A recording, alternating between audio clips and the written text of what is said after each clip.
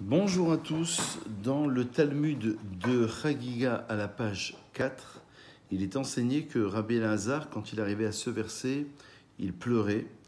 Le verset qui parle de Joseph, lorsqu'il s'est découvert, il a formulé, il a dit à ses frères que c'était bien lui, il était devenu vice-roi en Égypte, et ses frères étaient consternés, ils ne pouvaient plus lui répondre, tellement qu'ils étaient concernés, puisqu'ils ne se sont pas aperçus que c'était leur petit frère qu'ils avaient vendu, qu'ils avaient voulu tuer, qui était devenu vice-roi égyptien.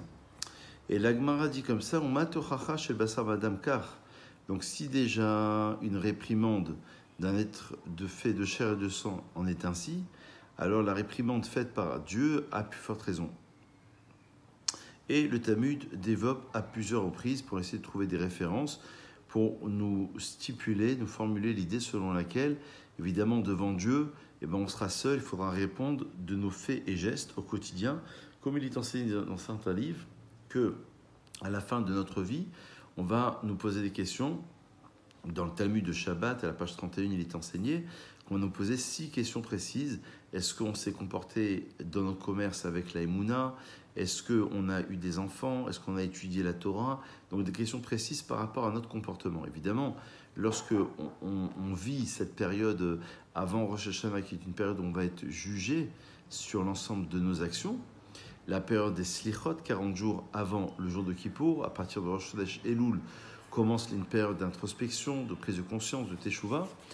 Et pour ce faire, il y a un livre qui s'appelle Sefer Acharedim, qui est un des rares à nous dire qu'il y a une mitzvat assez chez Ashuv Achote Mechet'o, il y a un commandement positif que le fauteur, il a de revenir de son erreur, de sa faute, comme c'est marqué dans Devarim selon le Sefer Acharedim, Veshavta ad Hashem Elohecha, tu reviendras jusqu'à, en français on dirait vers l'Éternel ton Dieu, littéralement ça veut dire jusqu'à l'Éternel ton Dieu. C'est un verset dans le livre de Devarim. Le Rambam Maïmonide explique plutôt que l'idée de la Teshuvah apparaît comme étant la 73e mitzvah chez Tzavinu l'Idvadot à la Avonot ve'achataim, qu'on a une mitzvah plutôt d'après le Rambam de se confesser littéralement sur nos erreurs, sur nos péchés. On a fauté vis-à-vis de Dieu. Ve lomar otam imatshuva, et de formuler, lorsqu'on dit avinu, pachanu, chatanu, on a péché, on a fauté, on s'est égaré de Dieu, de formuler cela avec la teshuva. Vezeu avidui vekavanato, et ça c'est, d'après Maïmonide, 73e mitzvah, c'est le sens même de la confession qu'on appelle le vidouille et son intention bien précise. Et pour ce faire, le Rambam nous dit que toute mitzvot qui existe dans la Torah, dans Mishneh Torah, dans Ilchot Shuvah ou Perek Aleph, toute mitzvot qui existe dans la Torah, que ce soit des commandements positifs ou négatifs, si un homme les a transgressés, que ce soit volontaire ou involontaire, lorsqu'il fera Teshuvah et que l'individu reviendra de son erreur, Chayav leidvadot. Donc il apprend plutôt la mitzvah du vidouille, la mitzvah de la confession, exprimer ses péchés, comme si on disait qu'on avait besoin d'extirper le mal qui est en nous pour redécouvrir l'identité qui est la nôtre. Et donc c'est comme si on s'était en quelque sorte égaré. Et donc le Rambam va nous dire, parce que dans la Torah c'est marqué Ish o isha ki ya'atsu mikol chatot adam, lorsqu'un homme ou une femme vont pratiquer les fautes des hommes, et ils vont revenir, ils vont faire le vidouille, c'est-à-dire la confession de ses péchés. Et le Rambam nous dit Zehu vidouille dvarim, ça c'est la confession à travers les paroles.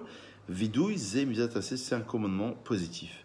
Et donc là, il nous décrit exactement ce que nous faisons dans nos prières à travers les slichot, lorsqu'on va se confesser, lorsqu'on va exprimer nos erreurs. Et le fait, je pense que le fait même d'exprimer, de dire qu'on s'est égaré, de dire qu'on a fauté, qu'on a volé, alors que ce n'est pas forcément le cas, c'est-à-dire qu'on n'a pas été forcément honnête.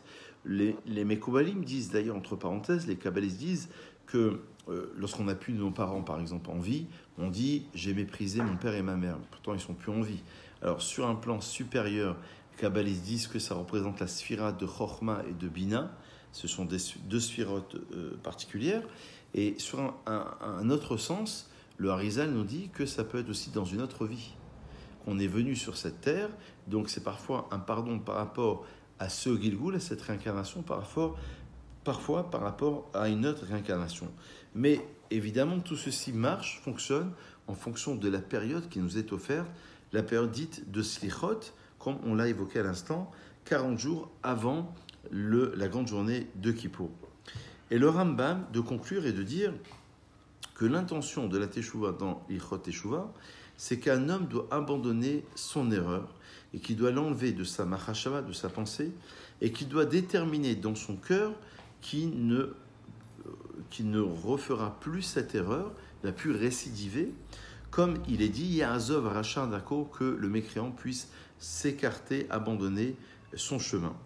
Vechen Itnachem al She'avar, et ainsi il doit regretter le passé, qui a Hare Shuvin Yechamti.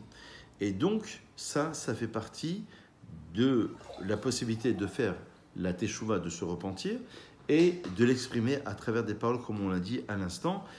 Et le Rambam de conclure, on va conclure sur cela pour cette première vidéo, celui qui fait le vidouille de ses paroles et qui n'a pas l'intention précise de faire Teshuvah, c'est comme si il se trempait au mikvé avec un shéretz dans sa main, avec un reptile dans sa main qui contracte l'impureté, et donc évidemment, il ne peut pas devenir pur. Donc voilà un petit peu